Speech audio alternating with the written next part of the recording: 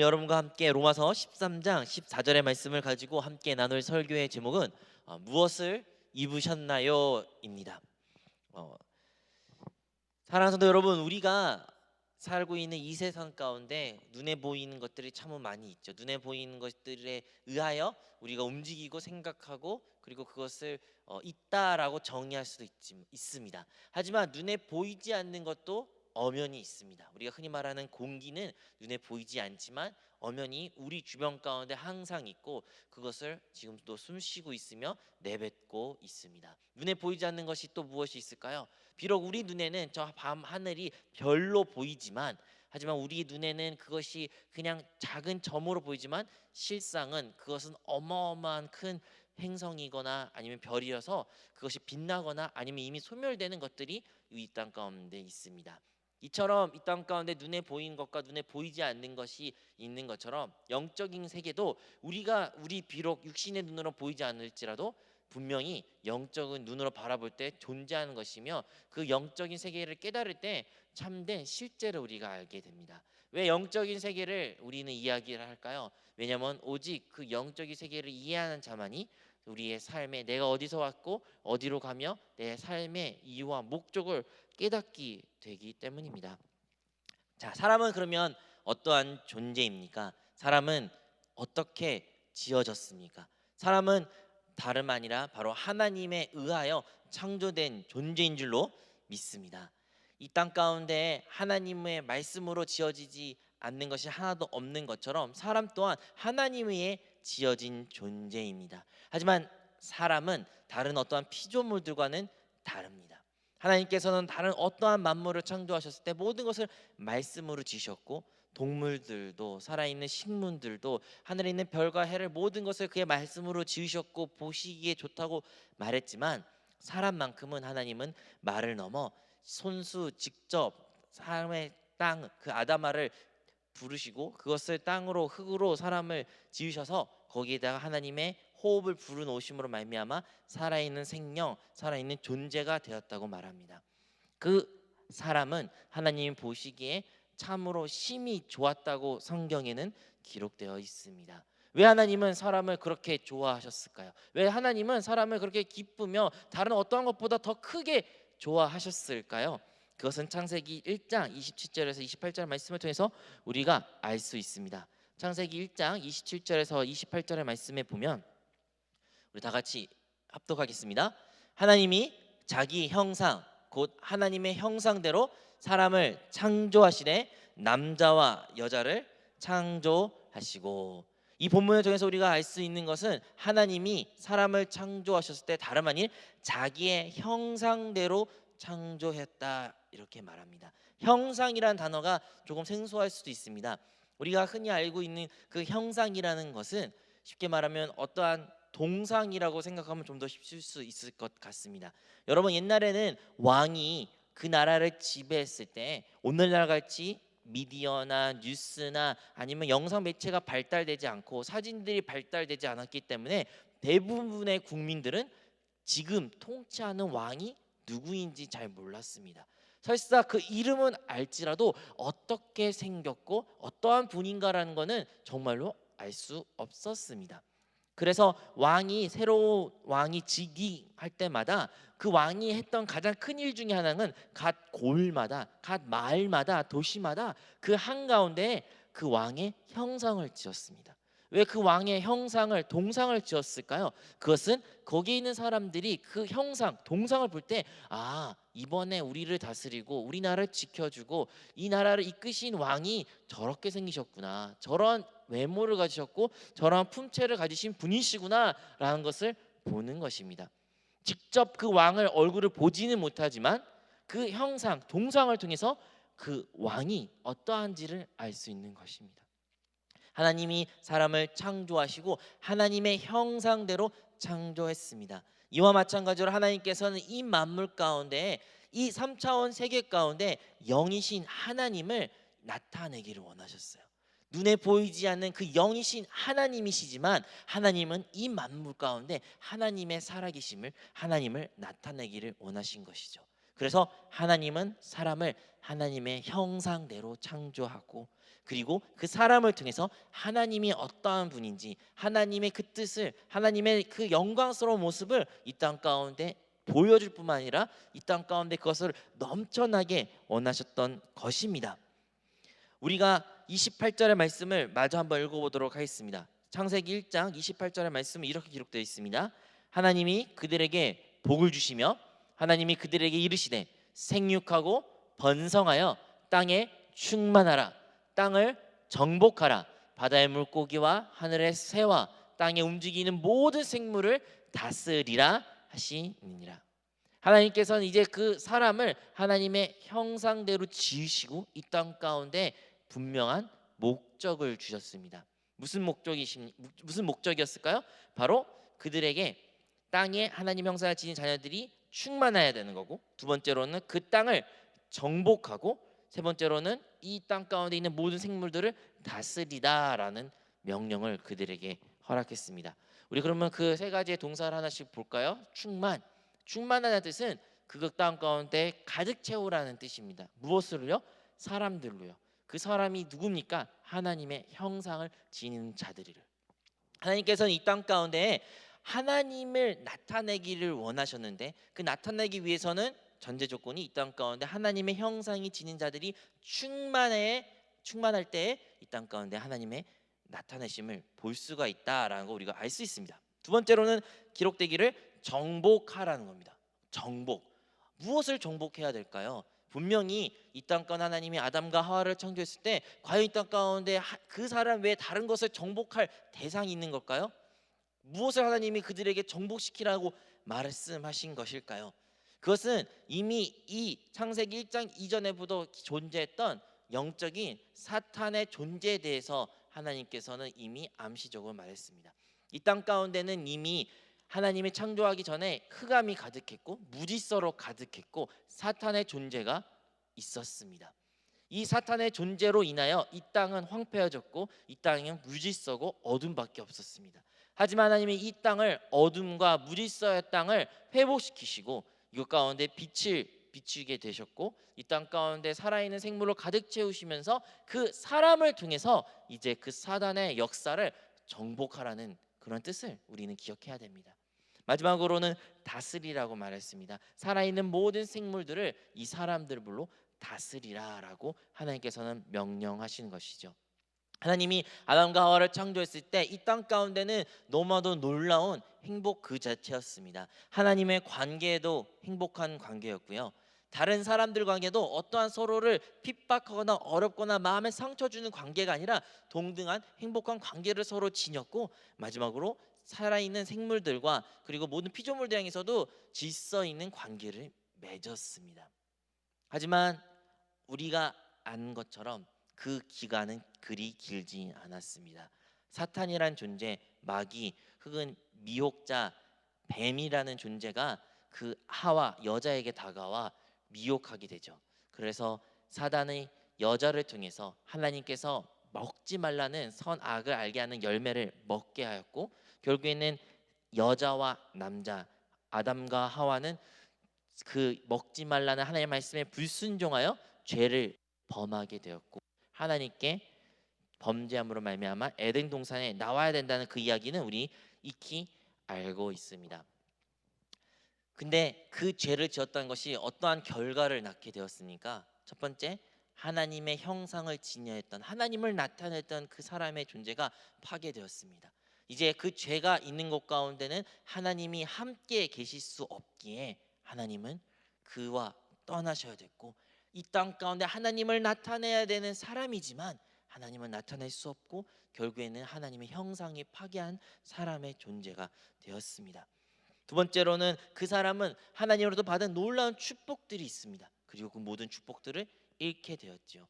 사람은 이 땅 가운데 하나님의 예비하신 많은 행복한 복들로 하나님의 자녀들로 풍부하게 누려야 되지만 그들 가운데는 저주가 들어오게 됩니다. 그 저주는 우리의 삶을 갉아먹고 우리 다른 사람 관계를 피폐하게 만들며 우리의 생각과 우리의 환경과 우리의 먹고 마신 그 모든 것들이 다 좌지우지하게 만드는 사단의 소나기에 넘어가게 된 것입니다. 이 땅 가운데는 저주가 팽배하고 사람은 질병 가운데 허덕이고 사망에 대한 두려움을 가지고 있으며 내가 더 안전하고 보장을 받기 위해서 다른 사람들을 더 어려움 가운데 매무려도 우리의 양심은 갈수록 피폐해지고 양심의 가책은 느끼지 못하는 그런 존재가 되었습니다. 그리고 마지막으로 사람이 이 만물을 다스리고 질서 정연하게 하나님의 아름다운 통치를 가지워야 되지만 사람은 이것을 남용하기 시작합니다. 다른 모든 세계에 있는 모든 자연 만물들을 자원들을 마음대로 사용하기도 하고 파괴를 시키고 어떠한 하나님의 아름다움을 나타내는 것이 아니라 정말로 파괴, 무질서 그리고 다른 사람들까지 확장되어 다른 사람을 종노릇을 하고 다른 사람을 마음에 아프게 하는 그러한 사회적인 아픔 또한 사람들의 그 죄로 인한 결과인 것을 우리는 기억해야 됩니다. 우리를 돌아볼까요? 우리는 어떠한 존재입니까? 우리 삶 가운데 나는 하나님의 형상을 나타내는 그런 삶을 살고 있습니까? 여러분은 하나님의 나타내심이 있습니까? 사람들이 여러분을 보고 하나님이 저런 분이시구나. 와, 너의 삶을 보니까 하나님이 진짜 좋으신 분이야. 와, 너를 보니까 진짜 작은 예수를 보는 것 같아. 혹시 여러분 이러한 이야기를 들으신 적이 있나요? 여러분은 하나님이 사람을 창조한 그 첫 번째 목적이 하나님의 형상대로 창조했던 그 목적에 맞게 살고 계십니까? 아니면 우리는 하나님의 형상을 파괴된 그 모습대로 나를 통해서 하나님이 나타나는 것이 아니라 내 자신이 나타내거나 나를 다른 사람의 자랑을 하거나 혹은 나의 형상조차도 내가 누구인지 알지 못하고 내가 왜 산지도 알지 못하는 그런 방황 가운데 놓이며 살아가고 계십니까? 아니면 다른 사람의 시선에 다른 사람이 원하는 그 사람의 눈 맞춤에 내가 포장하고 그 사람이 원하는 대로 내가 살아가는 그런 인생을 여러분 살아가고 계십니까? 많은 사람들은 부모님이 이렇게 하라 저렇게 하라 부모님이 정한 어떠한 이상이 있어가지고 그 이상에 알맞게 살려는 그러한 자녀들의 모습도 있을 수 있습니다. 청년들은 사회가 말하는 사회의 구성원으로서는 이러한 삶을 살아야 돼. 너희도 이 정도 스펙을 가져야 돼. 어떠한 사회의 규범과 규칙 가운데 그것을 제시했을 때 그것을 이루기 위해서 그 조건을 충족하기 위해서 사회에 맞춰가는 그러한 사람의 모습도 있습니다. 내 있는 그대로 나의 자신을 드러낸 사람도 있을 수도 있죠. 사회가 무엇을 말하든 부모님이 무엇을 말하든 다른 사람이 어떻게 생각하든 나는 나다. 나는 나 자신 있는 그대로 나는 표현할 거야 라고 생각할 수도 있습니다. 하지만 어떠한 것 됐든 간에 여러분 나는 하나님을 나타내고 있나요? 나의 삶 가운데는 하나님이 예비하실 수많은 복들을 누리는 삶을 살고 계십니까? 하나님께서는 우리에게 삶의 건강과 이 땅 가운데 먹고 마시는 문제를 다 해결해 주셨다고 말씀하셨지만 과연 여러분은 진정으로 내일의 먹고 마시는 문제, 나의 장래의 문제, 미래의 문제, 나의 앞으로 살아갈 그 문제에 대해 걱정 없이 사는 그런 인생을 지금 살고 계십니까? 아니면 아직도 나는 무엇을 먹어야지, 무엇을 입어야지, 어떻게 내가 살아야지 이러한 염려, 걱정, 근심 가운데 놓인 인생을 살고 계십니까? 여러분은 그 영적인 세계가 여러분을 다스린 것 같습니까? 아니면 여러분이 그 영적인 세계의 우두머리는 사단과 원수를 다스리며 살고 계십니까? 우리의 삶을 다시 한번 뒤돌아 볼까요? 우리는 다스리는 삶을 살고 있습니까? 여러분의 삶은 인생을 내가 진두지휘하면서 잘 다스린다고 생각하십니까? 아니면 여러분 삶이 여러분을 다스리며 여러분의 그 주위가 어떠한 문화가 학교가 친구들의 아니면 사회적 규범이 여러분을 다스리고 여러분 끌고 여러분의 인생을 진두지휘하고 있습니까? 여러분이 인생을 다스리고 이 만물을 다스리는 그러한 삶을 살고 있다라고 당당히 말씀하고 있나요? 우리가 아담의 그리고 하와의 후손으로서 우리 모두는 그 죄악으로 말미암아 원죄로 말미암아 우리는 이 모든 세 가지의 문제에 직면한 인생을 살아가고 있습니다. 그 누구도 이 문제에서부터 자유로울 수 없습니다. 우리는 삶의 목적을 잃고 그래서 살아갑니다. 많은 사람들은 묻습니다. 왜 사는지 모릅니다. 왜 사는지 알지 못하기 때문에 일단은 공부하라니까 공부를 했어요. 내가 왜 살아야 알지 못하지만 일단은 좋은데 취직하라니까 좋은데 취직을 했어요. 일단은 내가 왜 사는지 이유도 알지 못하지만 결혼을 하면 일단은 괜찮다. 그냥 결혼부터 잘해라라는 이야기에 결혼도 했어요. 그렇게 하나하나 넘어가면 자식을 낳고 자식을 또 잘 좋은 대학을 보내야 되고 손주를 보고 그렇게 인생을 다 살아보면 뒤돌아보면 과연 그 인생 가운데 내가 왜 산지 한 답은 나옵니까? 여러분, 여러분이 나이가 적든 많든 여러분은 왜 사십니까? 여러분의 삶의 목적은 무엇입니까? 그거에 대한 뚜렷한 대답은 가지고 계십니까? 우리는 그거에 대한 답을 알고 싶지만 찾고 책도 보고 자기계발서도 보고 교수님 말씀도 듣고 강의도 듣고 흔히 말하는 종교도 가져보고 이것저것 많은 시도를 해보지만 우리는 그것에 대한 확연한 답을 잡는 듯 하면서도 놓치고 기억하지 않고 우리 삶 가운데 어떤 능력도 없음을 체험하게 됩니다. 왜 그럴까요? 나는 교회를 출석하고 모태신앙이고 하나님 안다고 말한 사람이지만 왜 아직도 나는 내가 왜 사는지 앞으로 내가 무엇을 해야 되는지 이러한 고민 가운데 시간을 보내고 살고 있을까요? 왜 아직도 나는 다스리고 하나님 준비하실 수많은 복들을 누리지 못하며 왜 나는 세상 가운데 유행에 따라 내가 끌려가는 삶을 사는 것일까요? 하나님께서는 그 아담과 하와가 실패하였지만 그들을 그냥 제쳐두고 그냥 그들을 잊어버리시고 그들을 심판으로 내몬 것뿐만 아니라 하나님께서는 사랑이 많으셔 그 인류를 다시 회복시키려고 다시 한번 한 사람을 부르시게 됩니다. 그 한 사람이 다름 아닌 성경에서는 아브라함이라고 말합니다. 아브라함. 하나님께서는 아브라함을 통해서 다시 한번 하나님의 그 뜻을 이루고자 하십니다. 창세기 12장 1절에서 2절의 말씀을 이렇게 우리 같이 한번 합독하기 바랍니다. 야훼께서 아브라함에게 이르시되 너는 너의 고향과 친척과 아버지의 집을 떠나 내가 내게 보여줄 땅으로 가라. 내가 너로 큰 민족을 이루고 내게 복을 주어 내 이름을 창대하게 하리니 너는 복이 될지라. 아멘. 여러분, 아브라함이란 이 사람은 자식이 없었던 사람이에요. 아브라함의 이 사람에게 자식이 없었다는 것은 자기가 아무리 많은 재산을 가져도 이 재산은 이제 자기의 후대에 넘겨주는 것이 아니라 모르는 어떤 누구에게 넘겨줄 수밖에 없는 상황 가운데 소망이 없는 인생에 어떠한 목적도 없고 낙이 없는 인생 가운데 놓인 아브라함의 인생입니다. 하지만 이 아브라함에게 하나님이 나타납니다. 이 아브라함에게 그가 알지도 못했고 보지도 못했으며 듣지도 못했던 어떠한 하나님이 야훼 하나님이 나타나 말합니다. 너는 지금 내가 말한 그 땅으로 가라. 네가 내 말에 순종하고 가기만 한다면 내가 너를 축복하고 복을 주고 너의 자손들이 있게 되고 많은 복을 그 복의 근원인 그 복이 된다는 그 약속을 하나님께서 이 아브라함이라는 사람에게 약속합니다. 그리고 아브라함은 그 하나님의 말씀을 순종하고 믿고 하나님 말씀에 따라 그 여정의 길을 떠나게 되는 것이죠. 창세기 15장 5절에서 6절 말씀은 이렇게 또 기록되어 있습니다.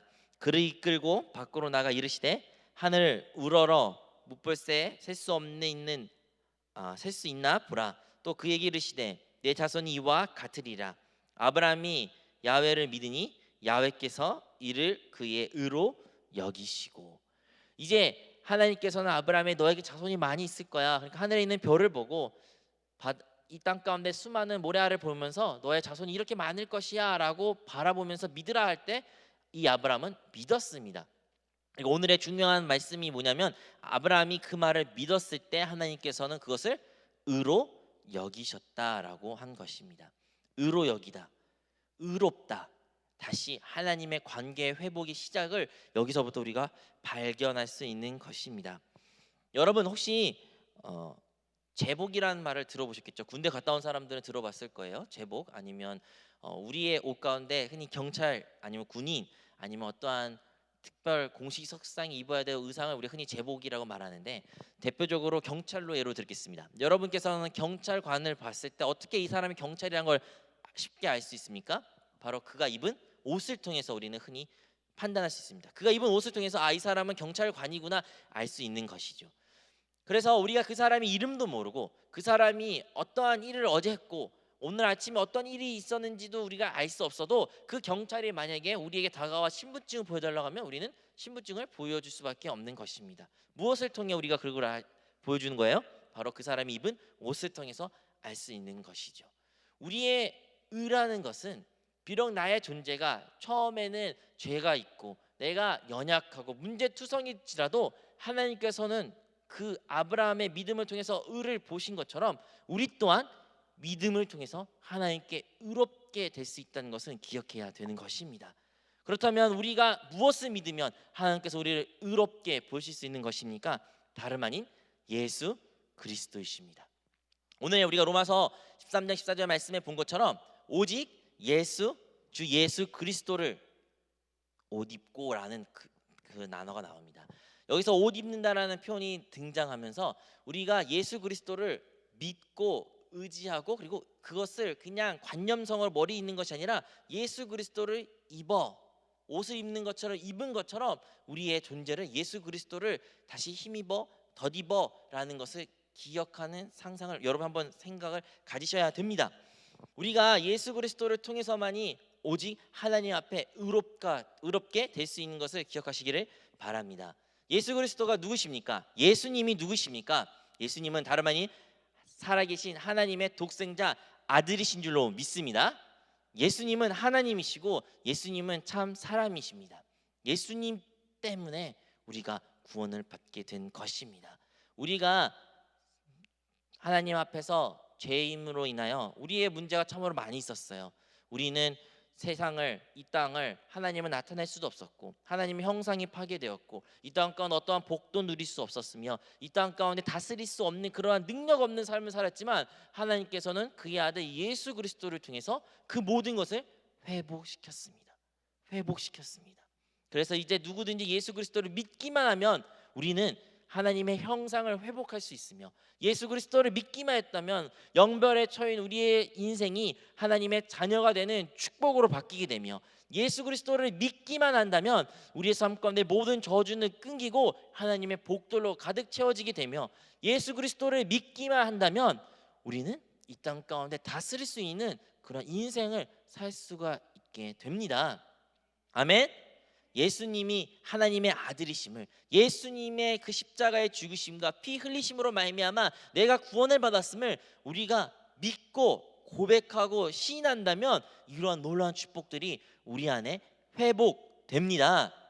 아멘. 하지만 왜 내가 믿었고 전도사님 많이 들었고 교회에서 내가 모태신앙을 들었기 때문에 이야기를 수없이 들었지만 왜 나에게는 그럼에도 불구하고 나타나지 않았을까요? 그것은 우리가 예수 그리스도를 과연 옷 입고 참으로 예수 그리스도를 우리의 나타내는 그 삶을 살았는지를 우리는 기억해야 됩니다. 여러분이 예수 그리스도를 옷 입으셨습니까? 여러분 안에 이제 하나님의 생명 그리스도가 여러분과 이제 함께 사시는데 주님이 여러분과 함께 하시는데 여러분 진정 주님이 여러분과 함께 사신다는 것을 믿으시고 그리고 그것을 나타내며 실천하며 살고 계십니까? 여러분 안에 주님이 살아 계시나요? 아멘. 여러분 그걸 얼마나 인지하고 계시나요? 아니면 여러분 지금은 아멘이라고 대답하지만 평소에 여러 일상 가운데 완전 그것을 잊고 산 것은 아닙니까? 오늘의 본문의 말씀에 후반에 이렇게 기록되어 있습니다. 오직 주 예수 그리스도로 옷 입고 정욕을 위해 육신의 일을 도모하지 말라. 왜 우리가 아직도 정욕에 따라 내 욕심에 따라 죄악된 범죄를 계속 짓고 살고 있습니까? 그것은 그리스도를 옷을 입지 않은 경우가 많이 있기 때문입니다. 거꾸로 말하면 그리스도를 나타내지 않고 주님을 나타내지 않는 삶을 살았기 때문에 아직도 우리가 죄 가운데 놓이게 되며 죄악을 행하고 있으며 죄악 것을 사랑하며 죄악 것을 생각하는 자가 되고 결국에는 능력 없는 삶을 살아가게 되는 것입니다. 여러분 우리가 오늘의 그 놀라운 하나님의 형상을 회복하고 하나님의 그 정복한 것들을 사단 원수 마귀를 우리가 다스리며 우리 삶 가운데 하나님의 놀라운 복들을 누리는 그런 인생을 살기 위해서는 진정으로 순간순간마다 내가 정말 예수 그리스도로 옷 입혀 있는지 내가 그리스도를 따라 살고 있는지 그리스도가 나를 통해서 나타내고 있는지를 봐야 됩니다. 그리스도로 옷을 입으라. 거꾸로 말하면 다른 사람들이 여러분 바라볼 때 누가 나타나야 됩니까? 오직 예수 그리스도만이 나타나야 됩니다. 오직 예수 그리스도에 나타날 때만이 여러분이 오늘 말했던 그 모든 하나님의 놀라운 축복들을 회복할 수 있게 되는 것입니다. 그렇게 살고 싶습니다. 그렇게 살기를 소망합니다. 하지만 우리에겐 과연 그렇게 할 수 있는 능력이 있을까요? 자신이 있으십니까? 여기까지는 우리가 설사 알지라도 내가 시도해봤습니다. 내가 눈 뜨자마자 네 주님, 이제 내가 사는 것이 아니라 이제 주님이 사셔야 돼요. 이제 주님이, 내가 그리스도로 옷 입어 살게요. 이제 다른 사람 나를 보면 예수 그리스도로 나타나는 그런 삶을 살기를 소망해요 라고 우리가 아무리 결단해도, 여러분, 그것이 하루가 설사 그러한 인생을 성공할지라도 이틀이 되고 3일이 되면 어떠한 막다림을 여러분이 느끼게 되십니까? 또 다른 실패를 맛보지 않으십니까? 아, 내가 또 실패했구나, 내가 또 넘어졌구나, 또 내가 성질을 부렸구나, 또 내가 죄악된 삶을 돌아갔구나, 아직 내가 세상을 사랑하구나라는 것을 체험하신 적은 없으십니까? 우리는 그 난관을 막다들 때마다 우리 자신에게 실망하고 하나님께 죄책감으로 인하여 하나님께 얼굴을 맛볼 수도 없으며 다시 하나님과 멀어지는 신앙 관계를 가지게 됩니다. 아무도 이 자리 가운데 많은 사람들이 그런 관계를 지금 놓여 있을 수 있어요. 내가 하나님을 잘 섬기고 싶고 하나님을 나타내고 싶고 하나님이 약속한 그 놀라운 복들을, 축복도 누리고 싶은데 내가 시도해봤는데 실패해가지고 내가 안 돼서 이제 하나님께 미안하고 민망하고 차마 또 그렇게 하겠다고 말하기가 부끄러운 내 자신으로 인해서 또 실패할 거를 알기 때문에 또 실패할 거잖아, 어차피 실패할 거 왜 다시 시도해 라는 이러한 생각 때문에 힘들어하는 더 많은 사람들이 있을 수 있습니다. 그럼에도 불구하고 하나님께서는 그런 자들을 위하여 아버지께서는 우리는 또 다른 보혜사 성령을 보내주신 것을 우리는 기억해야 됩니다.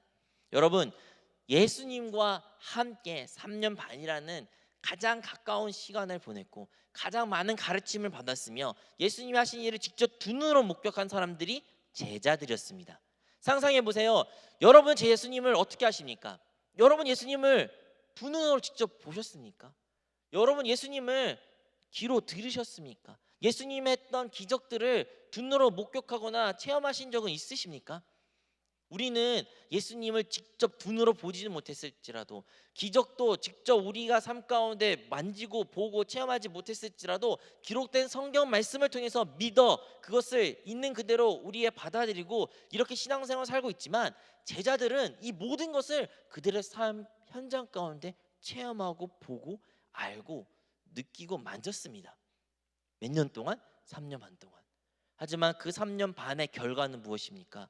예수님이 십자가에 돌아가셨을 때, 예수님이 로마 군사에 붙잡혔을 때 단 한 명도 예수님을 끝까지 붙잡거나 예수님을 위해서 죽는 사람이 없었습니다. 모두 예수님을 버리고 모두 예수님을 외면하고 모두 예수님께 떠났습니다. 더 과관인 것은 예수님이 로마 병사를 죽을 뿐만 아니라, 그렇지만 하나님의 놀라운 역사로, 성령의 역사로 말미암아 예수님이 부활하시고 부활하신 예수님이 제자들 앞에 나타내서 내가 부활했다라고 나타나고 나타내도 불구하고 제자들은 그럼에도 불구하고 예수님이 했던 그 모든 가르침을 저버리고 자들의 삶에 자기가 옛날에 가졌던 그 직업을 다시 돌아가고 예수님과 상관없는 인생을 살려고 했던 것들이 제자들입니다. 제자들, 그 모든 것을 경험하고 부활한 예수님을 만난 사람이 제자들인데도 그들은 예수님을 끝까지 따라 살지 않기로 결심했습니다. 하지만 예수님은 그럼에도 불구하고 그들을 모으시고 다시 한번 그들에게 약속의 말씀을 하십니다. 내가 너희들을 고와 같이 버리지 않고 또 다른 보혜사 성령을 보내주겠다. 그리고 그 성령을 통해서 너희가 변하게 될 것이다 라고 예수님은 제자들에게 말씀하셨습니다. 사랑하는 여러분, 우리가 제자들과 같은 모습이 있는 것 같아요. 예수님을 알아요, 들었어요, 믿었어요. 그리고 예수님의 생명을 내 안에 있어요. 하지만 내가 예수님을 아직도 따르지 못하고 예수님을 위해 예수님 나타내는, 예수님을 덧입는 그 인생을 살지 못하는 나의 모습이 여전히 있어요. 그리고 그 실패를 맛볼 때마다 그냥 나 원래 있는 모습대로 살래요. 예수님이 가르쳐준 대로 살고 싶지 않아요. 예수님과 상관없는 인생을 살게요.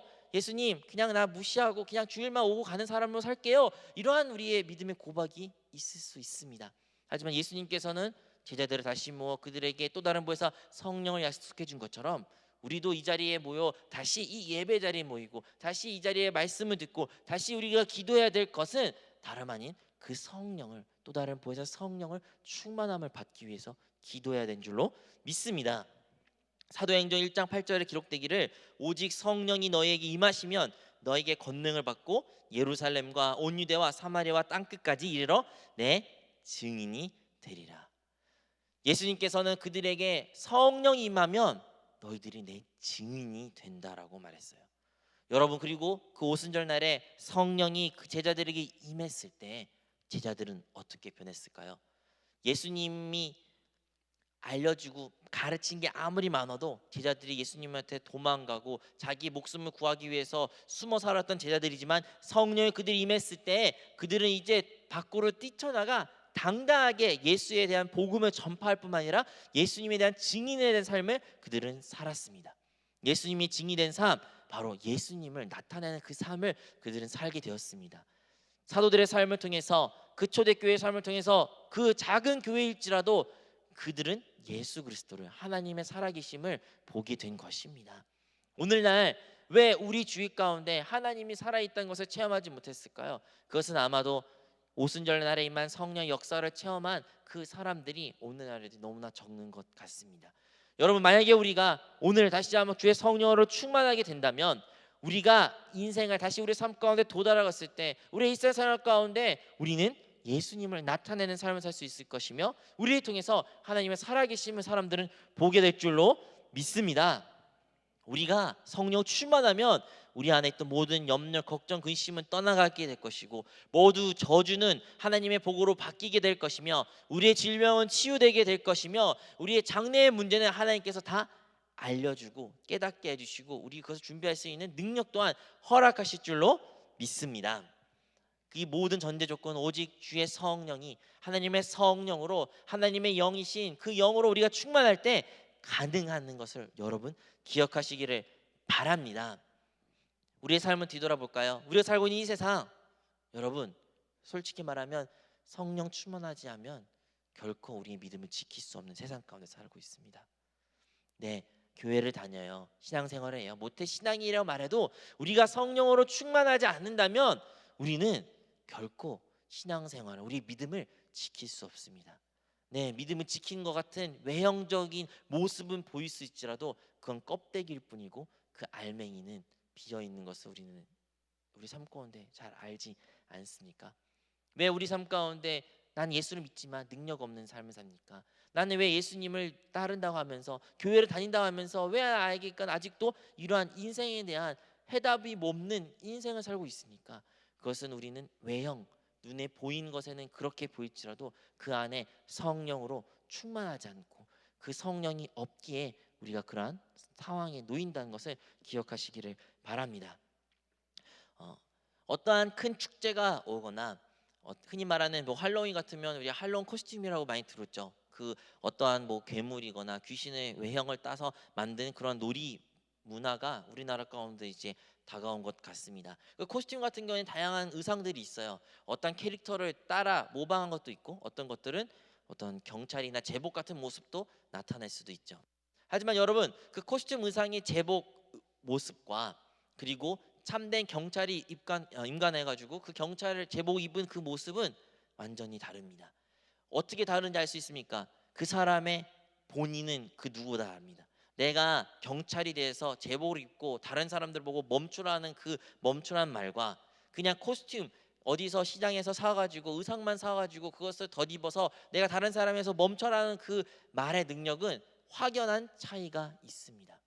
왜 우리의 환경은 우리의 말에 순종하지 않습니까? 왜 우리의 원수 사단 마귀는 우리의 말에 순종하지 않습니까? 왜 질병은 치유되지 않으며 왜 우리의 인생에 불분한 그러한 불안과 공포 가운데 우리가 놓여 있습니까? 아무리 기도해도 왜 우리는 기도의 응답을 받을 수 없는 것입니까? 그것은 우리가 외형적인 코스튬만 입는 예수를 믿는 것 같은 크리스찬이라는 껍데기만 있는 것은 아닌지 뒤돌아보기를 원합니다. 만약에 우리가 주의 성령으로 충만하고 우리 안에 하나님의 생명으로 충만하고 그리스도가 우리가 살고 있으며 그리스도가 우리 안 가운데 나타나게 된다면 우리의 모든 말에는, 우리의 모든 기도에는, 우리의 모든 삶에는 주의 놀라운 능력으로 나타날 것이며 사단 원수는 우리의 말에 굴복하게 되고 환경은 우리 삶 가운데 변화가 될 것이며 하나님 놀라운 복을 누릴 수 있는 우리 모든 성도들이 될 줄로 믿습니다. 다시 한번 우리의 주의 성령으로 충만함을 사모하는 우리 모든 성도들이 되시기를 바랍니다. 사랑하는 성도 여러분, 여러분들은 지금 이 자리에 나와 크리스찬으로서 어떠한 모습을 입고 나오셨습니까? 그냥 그리스도인이라는 크리스찬이라는 썬데이 크리스찬이라는 외형적인 옷만 입고 나오신 분이십니까? 아니면 여러분 안에 그리스도가 참으로 사시어 그리스도로 입고 이 자리에 나온 성도들이십니까? 우리 이 시간 다시 주의 성령을 충만한 바로 기도할 때 여러분 안에 그 생명으로 충만하여 성령으로 충만하여 그리스도로 입어 있는 그리스도인이 될 줄로 믿습니다.